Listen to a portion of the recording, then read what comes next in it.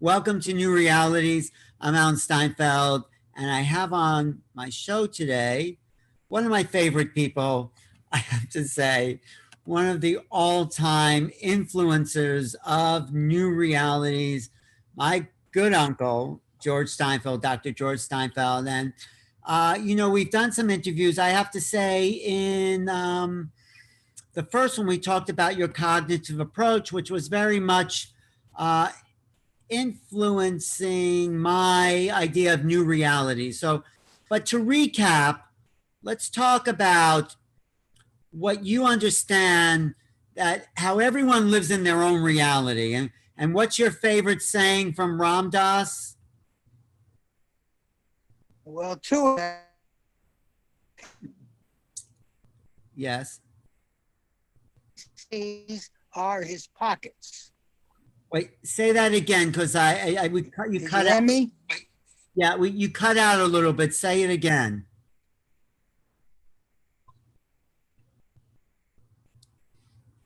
When Meets a saint, all he sees are pockets.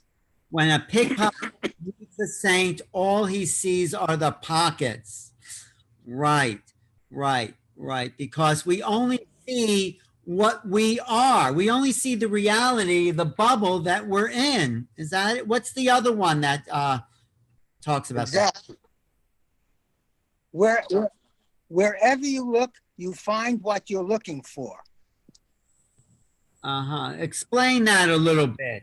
Explain that. Okay. Well, it really is consistent with you and your father, I think, introduced me to the book, The Center of the Cyclone. Yes. John Lilly. John Lilly, and I think 72. Okay. Yeah. And John Lilly immersed himself in a isolation tank, gave himself LSD, Yeah. and explored his mind. Yes. And one of his conclusions were, I want to be sure I say it pretty much the way he said it. In the mind of man, whatever you believe to be true is true, or you'll make it become true. Right. So we can that I get that. So what we can do is take that approach and modify it. So and this is what human potential. This is what positive thinking is about in a way. We can use our mind to change our beliefs to create the outcome we want. Would that be a conclusion? Yes.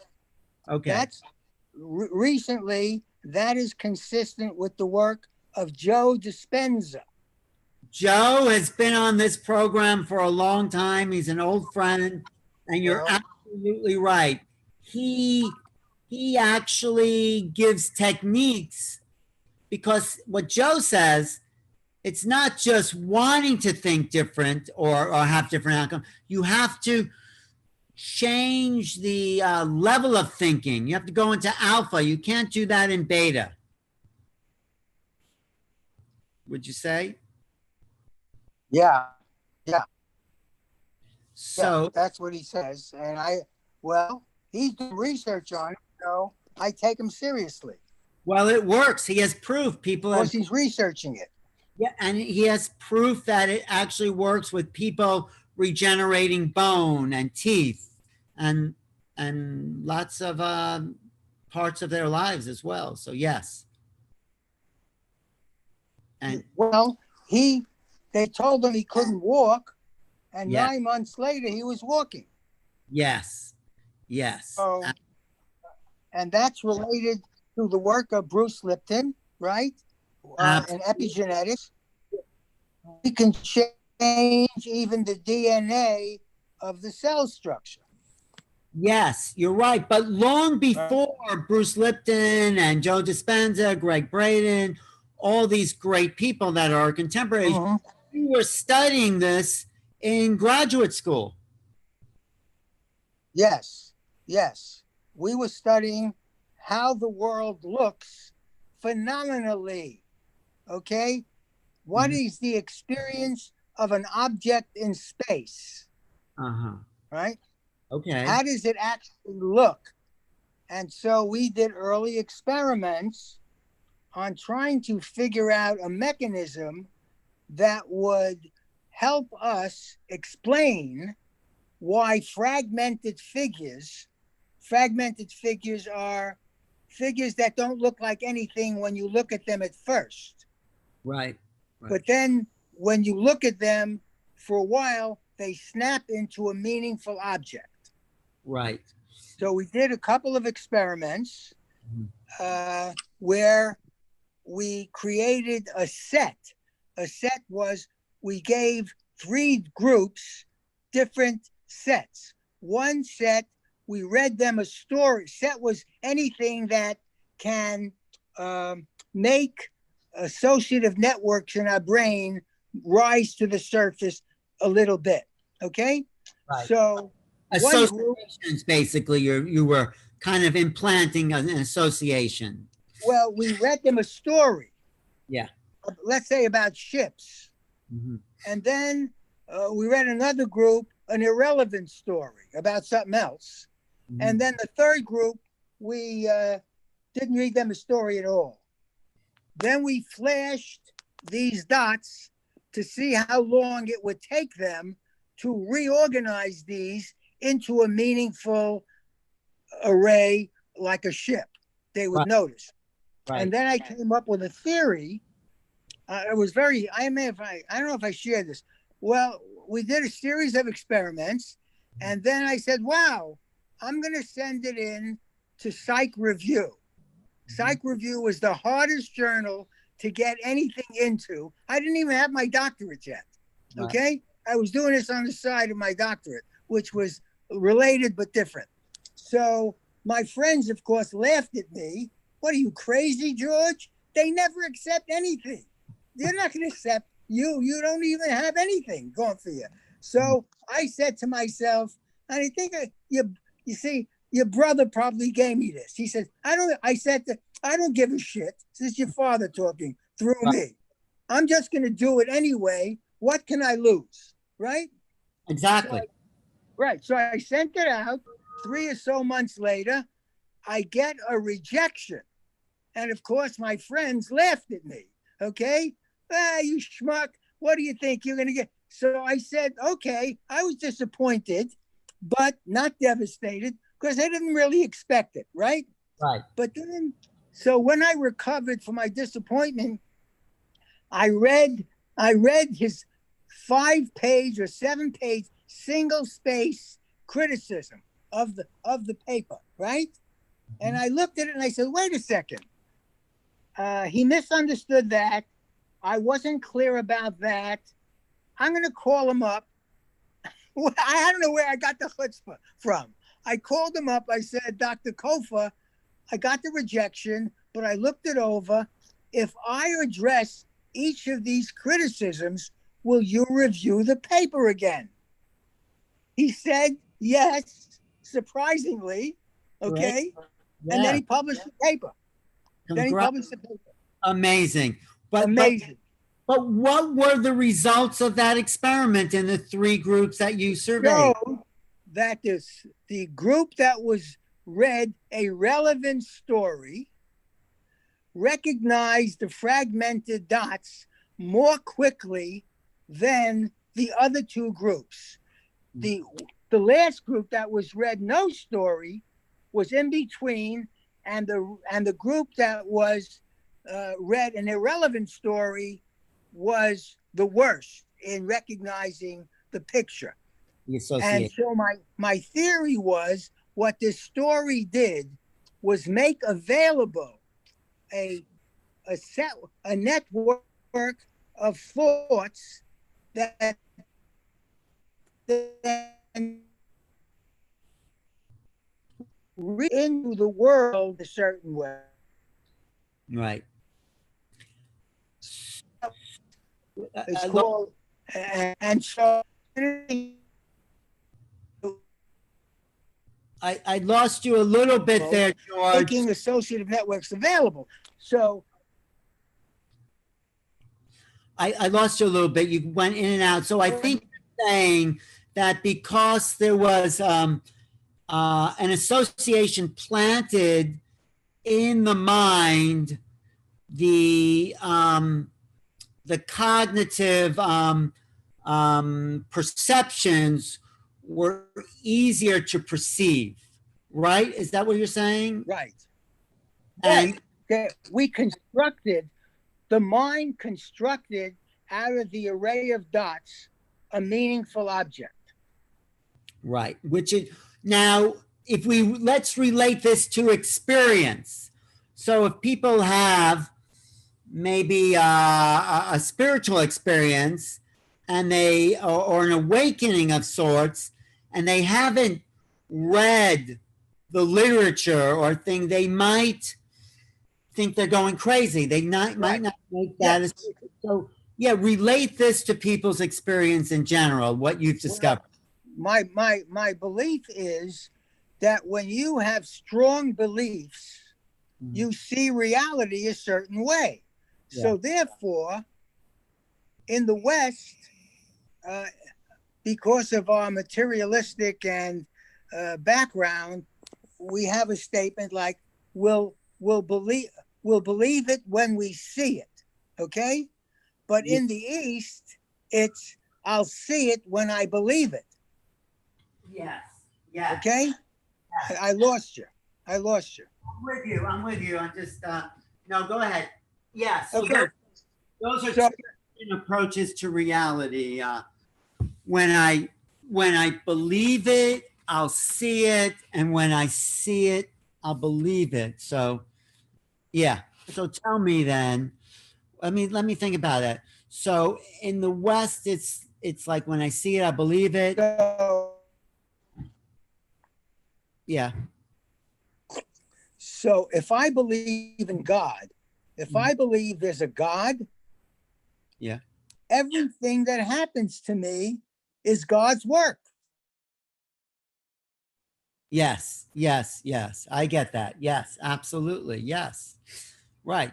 So when you see it, when you believe it, but yes.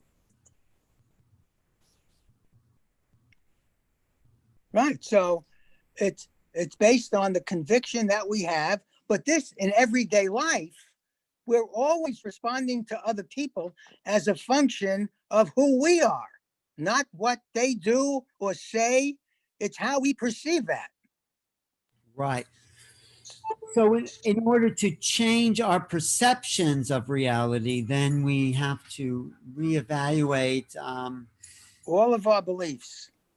Okay. And where do we start doing that? Well, one question I ask people is, if you believe this about so-and-so, what would it take for you to alter your beliefs? My husband's a dick, right? Okay, because he does A, B, and C. Okay, so your husband's a dick.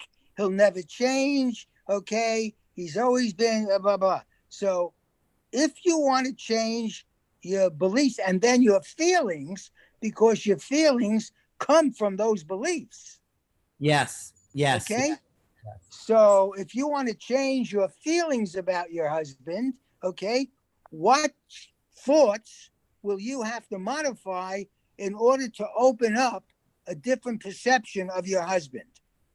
Right. Well, that's okay. That's obvious. That's evidential. That makes sense. So we have to change the way we think if we're going to change our opinion about the world and our feelings about it. This is right. This is also related to the work of Byron Katie. Yes. I love Byron Katie. Yes. I love Byron Katie too. I love Byron Katie. He has a simple approach. You know, Byron Katie was a overweight, drunken, alcoholic. Center.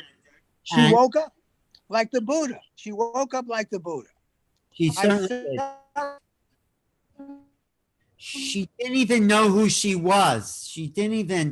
Couldn't even relate. She had such a clear I, um, um, letting go of her past that she was just totally present. Yes, absolutely. So you're saying what? amazing. Yeah, she's amazing. So what are you So, saying that, how does that relate to what you were saying?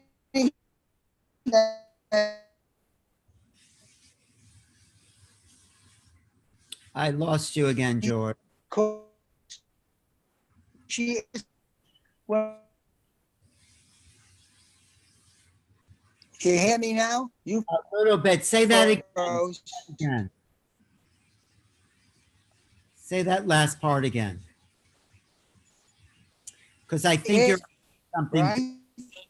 Yeah. She asked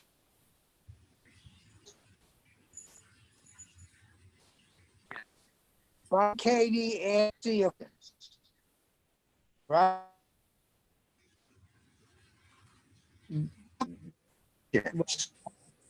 Can you read? That's true.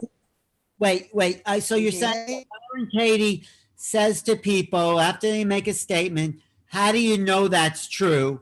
And then she looks at people's automatic beliefs and their programmed beliefs, and she breaks it down about people's assumptions about the world, and then asks them how Yes. you know your assumptions are true. And when Right. Yes. it's very Socratic in a way. Yes. It's like Socrates would say, "How do you know what you're true?" It's Yeah. and people would realize that Yeah. their thinking is really a result of a of a programming, an unconscious programming. Unconscious programming. So in my mind, Byron Katie's work, cognitive therapy, spirituality has the same foundation of belief systems, okay, that create our emotional experience and how we relate to the world. So emotional experience, but also how we relate to ourselves, our Yeah. bodies, our that's how. And I think the biggest thing is the internal dialogue, what we say to ourselves Yes. over Yes. and over again throughout the day. So Lies. We keep telling ourselves lies. if we're putting ourselves down, like you idiot, why'd you do that? And like that is accumulative. That is a, a, what's that? Insidious. Insidious, as my Yeah. associate here says. But That's why it's so hard to change. so It's part of us. how do we change? By being more Well, conscious? Well, what do you say? you have to first want to challenge your beliefs. You have to want it because your life is so miserable, okay? Thinking the way you do and feeling the way you do, that if you keep thinking and feeling the way you do, you'll be unhappy for the rest of your life. Right. And most people, I think they think it's not that bad. So they are a little bit miserable. Right. And sometimes they're a little bit happy, but they don't see how it's possible to be happy all the time. You know, William James was one of the original. He said, we walk in the atmosphere of our own thoughts. Yes. Well, 150 years before our time. Yeah. Yeah. So, well, I mean, Shakespeare said, nothing is true except thinking makes it so. That's right. That's right. So we've been aware of the problem for a long time, but we haven't. I mean, Joe Dispenza's doing stuff about it, and Byron Katie, Bruce Lipton, but you are working with people every day in your clinic. How do you get through the thick armoring of their dense beliefs about themselves? That's really what we're coming. Well, I ask, look, this is what you think. This is what you feel. Mm-hmm. This is how you behave. when you think and feel the way you do. Right. Is that working for you? Well, are they happy, basically? Yeah. Are you happy? Are you But happy? you can't change people's feelings because people feelings are self-evident, but how do you get to look at change the feelings about something? Well, That, I first of all, I tried to educate them about the thought feeling process. oh I yeah, tell them, tell me about that. I mean, you have a feeling and you experience that in your body.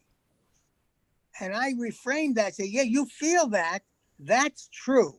What you feel in your body is a bodily experience of anxiety and fear and anger and sadness and shame and guilt.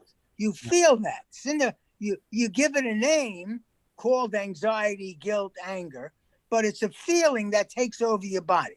Okay? Right. But I want to let you know, Mr. So and so, that that feeling is a function of your thinking. When Mm, you think this is how you feel. And right. so, And that becomes habitual. That's the problem with that. yes, the thought feeling loop, it's Mm. automatic. Right. So if people are depressed, they're feeling depressed, they're thinking depressed thoughts. And the way out of that is what? Just change your thoughts. Is that what you're saying? Because that's not easy. Change your thought. It's not easy, but you chip away at changing your thoughts. Okay. Let me see. So, um, what would you have to, going back to the originally, Yeah. what if you thought differently? How would you feel?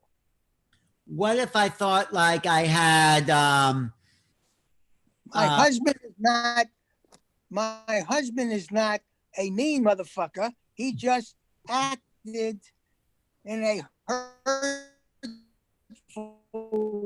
way that overgeneralized by calling her husband a bad motherfucker when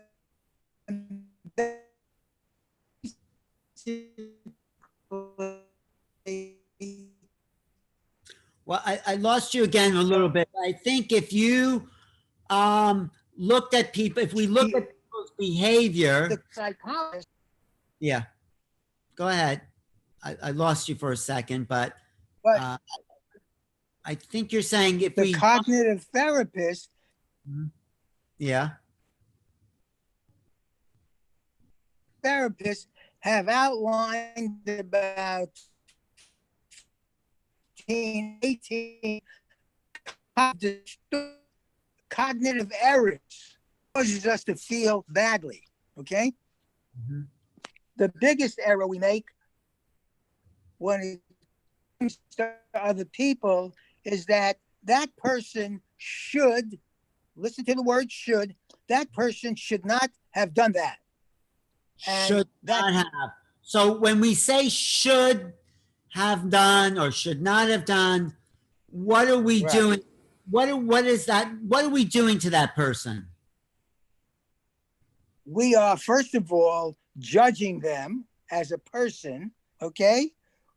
But it's causing us to feel that their shit, okay, should They should on themselves. Yes. as they should, you should on them and you should on yourself, okay?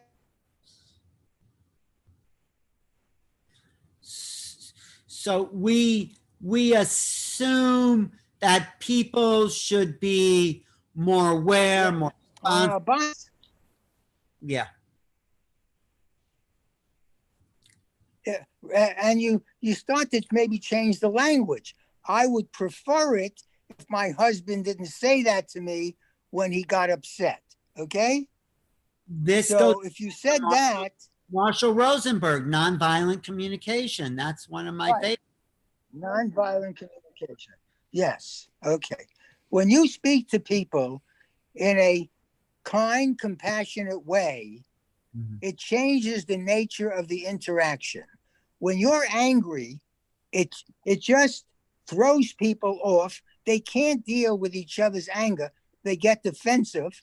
We have a statement that comes out of, I learned from Carolyn Mice. Remember, you know her, Carolyn Mice? Yes, I've interviewed her, yes. Wonderful. She's wonderful. And she made a statement, hurt people, hurt people.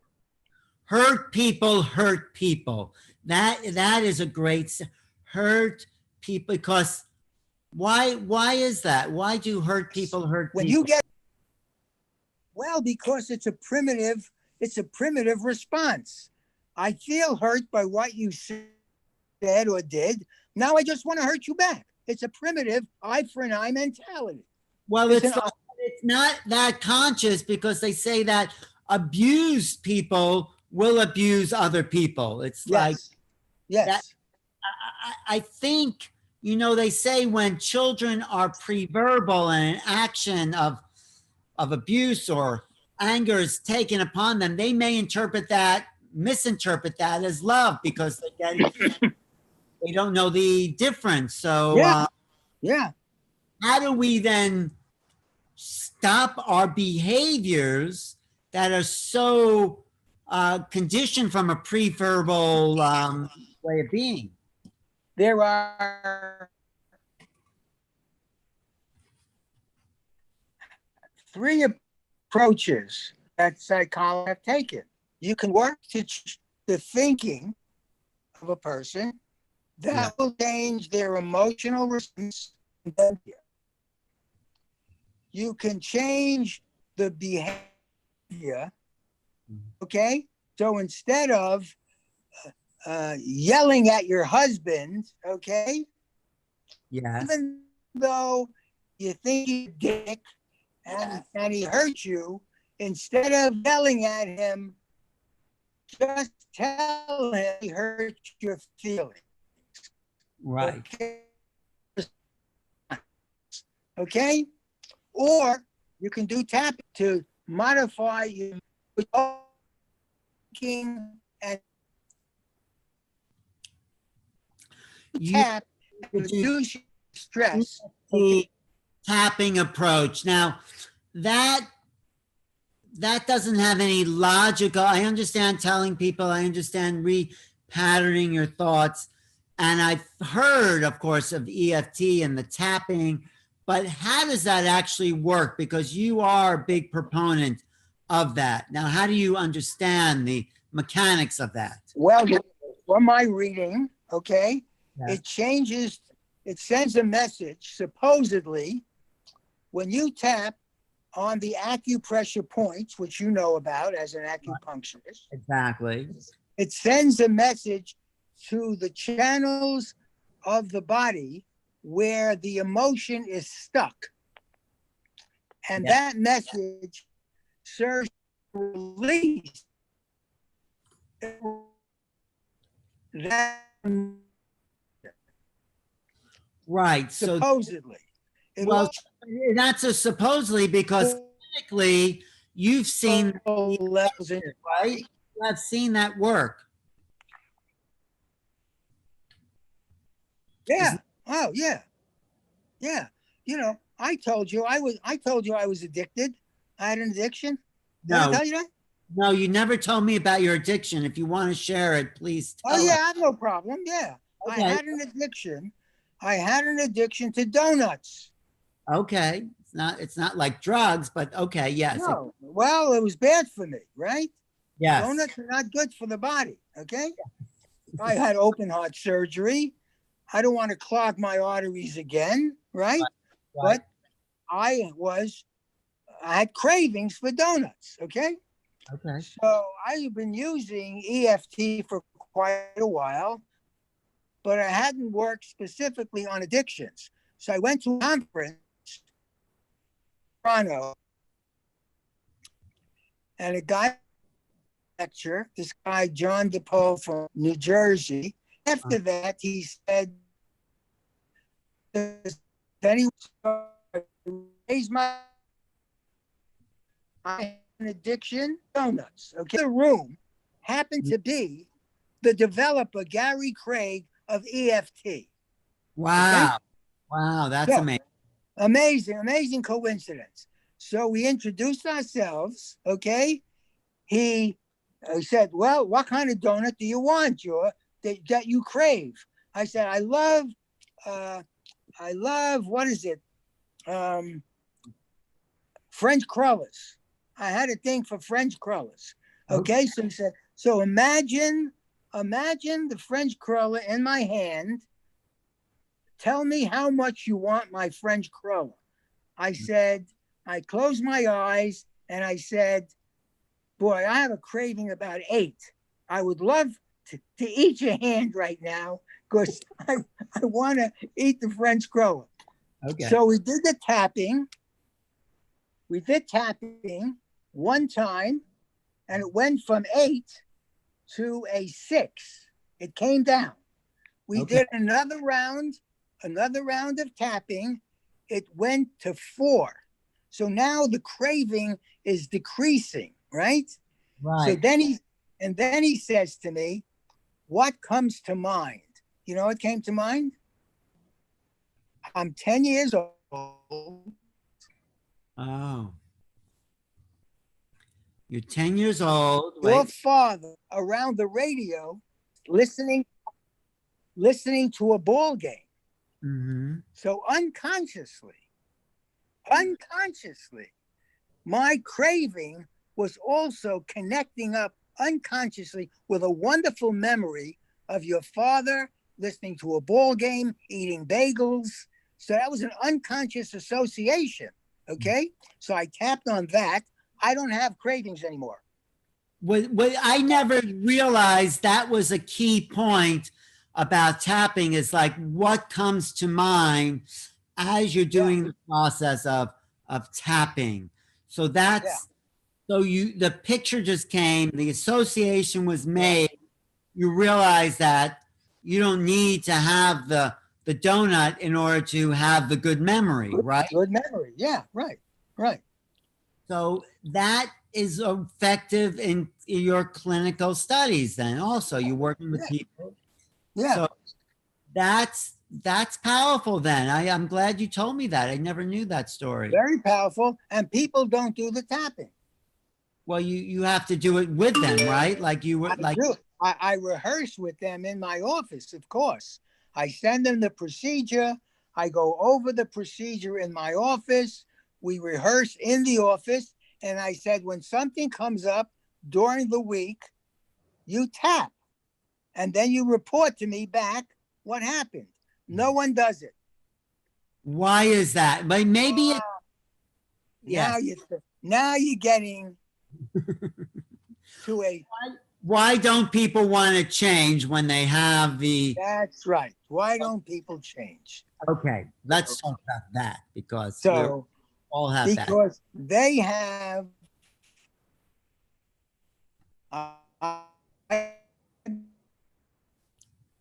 Wait, I'm missing the punchline here. You're cutting out. Why don't people change, George? Did I lose you? George. Because they have some belief. They have a. You hear me?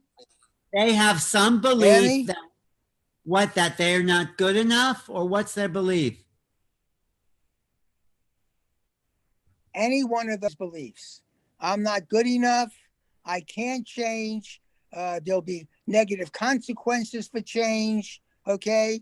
All sorts of rationales. Okay. It'll change who I am. Okay. This is who I am. Right. A lot of people have told me that. Well, this is who I am. Okay. Right. No, that's not who you are. But you believe that's who you are.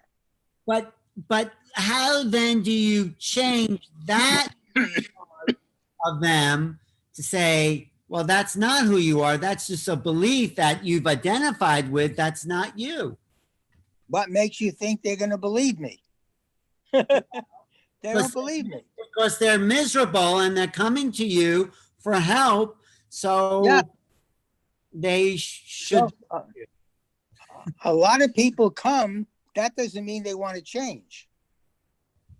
But but your job, if you want that, is to help people see that if they took a little bit of a chance to change, they might be helped.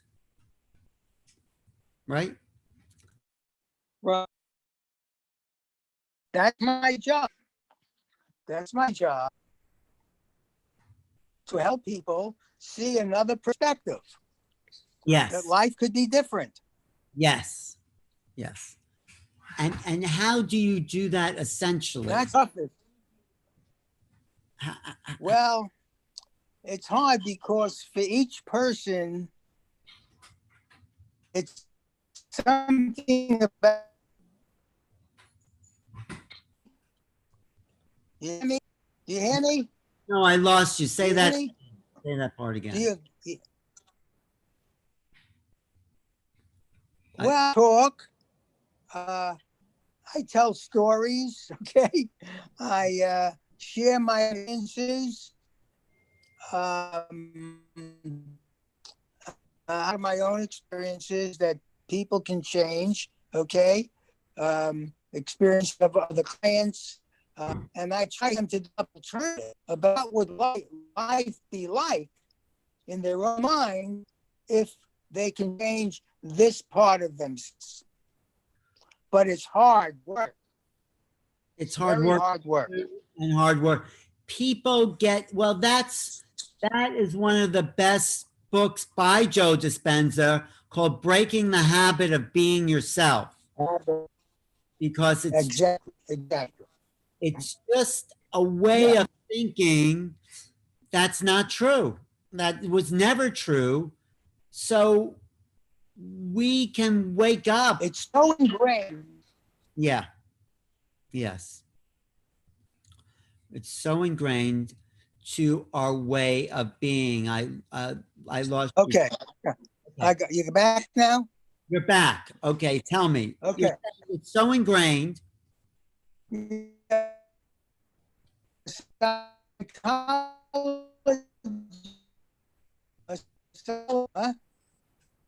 Okay, say Hello? that again. Say that part again. Hello? Yeah, say that again. It's so A ingrained. psychologist. These are called core beliefs about who we think we are. We're attached to that. Yeah. To break that attachment to who you think you are is so hard that this psychology said it's so hard to change those core beliefs, okay, that he's surprised that anyone changes. It's a big psychologist years ago. Right. It's very hard to change, okay, at that core level. But Okay? people do. People do. This, yeah, but people do. They have sometimes one of these revelations happen, okay? Yes. God Yeah. speaks to them in some way, or something happens that just cracks through. It breaks all of the defenses, okay? And a Right. new reality emerges, okay? That's right. That's Sometimes exactly. that happens with meditation. Mhm. Meditation sometimes it, but sometimes it doesn't, okay? There are a few experiences that I have had where I felt that total freedom, where everything perfect in the world. I'm Mm. perfect, it's perfect, total free of any tension in the universe and myself. Just a couple of experiences like that, they were fleeting. Mm. Usually where of when I took mushrooms. Right. When I Right. took mushrooms, I fell in love with everything. Okay. I Right. just loved them. So The maybe, tree I but maybe the was leaning. states, like through meditation or mushrooms or ayahuasca, can reset Mhm. the patterns. Yeah. But Yeah. are they permanent? Were they permanent for you? And not the state, but Well, I came down. No, but Get firm. something can change. I mean, you get someone like Eckhart Tolle, who he's homeless pretty much, and he's down and out, and then he has this revelation on a park bench, and it's his whole reality changes, and he is different. He is a different person. That I think that can happen for a few people. Yeah, but maybe more and more because I wanted to get to where we are now in this crisis, in this world where everything has changed.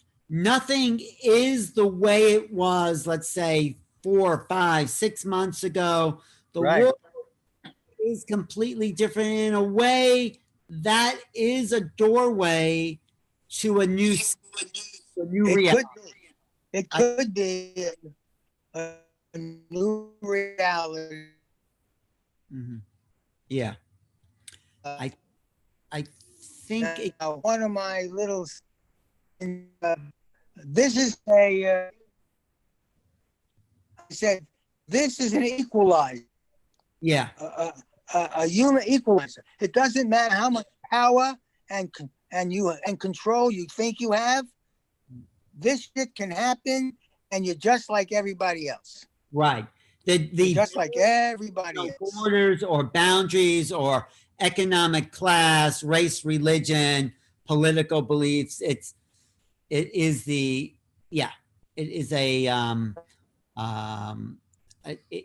doesn't matter. It doesn't matter because we're being confronted by nature itself, in a sense. It's right. So does that make it easier because now the world has changed? What people thought was important, going out to restaurants, shopping, movies, sports events, maybe they're seeing, and people identify with that, maybe they're seeing that's not the most important thing in the world. Well, I think they see that, but I don't think it's sticking. But it's been going on now for 6 months. I mean, there is something shifting in our reality and the way we are in the world. I mean, do you see a difference in your practice? I guess that's what I'm asking. No, what I see, well, the people I'm talking to are worried about their income. Mm-hmm. Okay. They're worried about getting sick. Okay. I've had a couple of people die, not clients, but parents of clients, okay, of that. People are worried about. So how do you deal with that? That is that's the downside. Yeah. So how do you deal with that fear? I mean, maybe those people had fear, but this is real, So yeah. Well, I deal with it. So I don't know how I deal. I deal with it the way I deal with myself. Okay, I have to accept the reality since I can't change it. Okay, I have to accept the reality of what is. Okay, do the best with what I have each moment, each day. Okay, you learn to accept what you can't change. Right. You learn to accept what you can't change. You can't change the virus. That's true. You can change you can change how you deal with it by taking care of yourself, okay, as best you can, not infecting anybody, not being infected. But you really can't change the virus. It has a mind of its own. We're helpless. In other words, we are helpless. But how can we use this situation as a positive tool for change? I mean, it exists what it is, and it's our, it does, it's nature. But can we use this very strange situation to make some inner resourceful shift of our psyche? Well, I haven't seen it in my clients yet. You haven't. What about in yourself? Do you see it as a window of No, something? because I'm at a different stage of life, Alan. Right, Okay. I'm much more accepting of this. Okay. right. Because it hasn't changed my life that much. I didn't go out much before. I'm not going out much now. Okay. So my life has not changed that much. But for young people whose Right. life really has changed, okay, they have to stay in. They can't socialize. Okay. So, in terms of me, I just again shows me I have to accept what I can't change. I can't. Okay. I can't do anything about this virus. Right. But on the other side of this, I mean, I feel there is a possibility of something shifting within what's important to people, how to revalue their life. I think this is an I opportunity. hope so.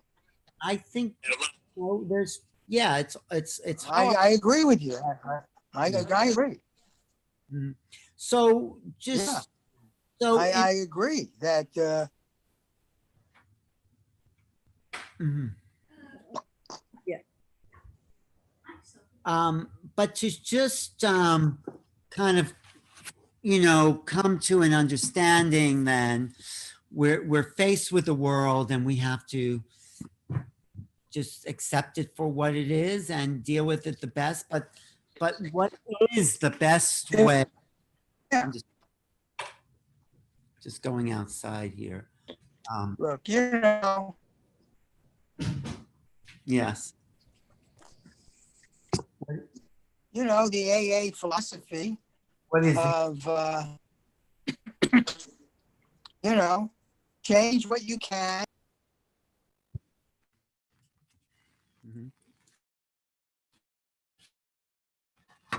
Accept what you can't and have the wisdom to know the difference.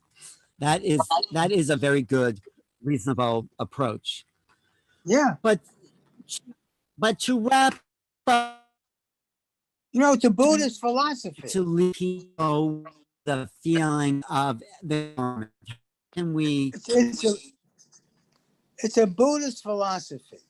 Okay, Mm, essentially, accept what you can't change. Don't be judgmental is about the it. You can't be judgmental about it because every time you judgmental, it causes emotional distress. You hear me?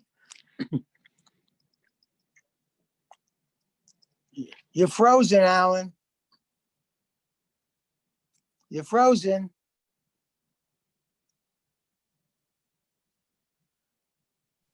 Okay, sorry, I lost you for a second. Yeah, yeah. The Buddhist philosophy. You accept it because you can't push anything away. You can't grasp for anything. Accept what is. It And is what it is. If you could do that in life, people would be much happier. they would be happier. So accept what is, and then Yeah, be happy with yourself. Accept right. yourself. That's part of it. You're part of what is. Accept yourself. Don't judge yourself. Okay? Don't judge others. Mhm. Most of our misery comes from the judgments that we make. Right, right. My uncle on here. He says my uncle's a psychologist, works with cognitive therapy. I'm talking to my housemate here, who agrees with that. Hello. But so your work is it's ongoing, just to help people realize who they are, not to On. judge themselves. I mean, what would the world look like? This is a question I like to ask people. If people didn't judge themselves, if people were at peace with themselves, if they were happy with who they are, how would that world look? They'd be loving to everybody else. Hmm. Yeah, they wouldn't judge other people, and they would be loving. They'd be loving. When you're So loving, when you're loving, it just feels good. Yeah. When So when you're in a love place, the Course in Miracles talks about love and fear, right? There's yes. only love and fear. Well, Yeah. if you're not in a place of fear, okay, you're in a place of love. So if you can develop the capacity for love and acceptance, non-judgmentalness, you'd be in a good place most of the time. Yes. So your work really is about changing the world to make it a better place. Well, I don't know.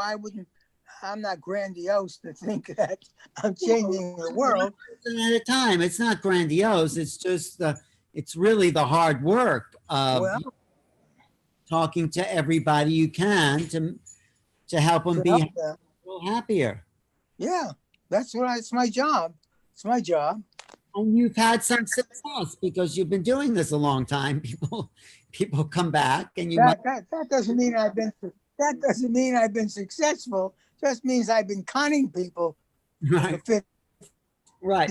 But years. maybe you have, maybe you haven't. But has anything you learned helped yourself? Do you feel like your own psychology has evolved? When you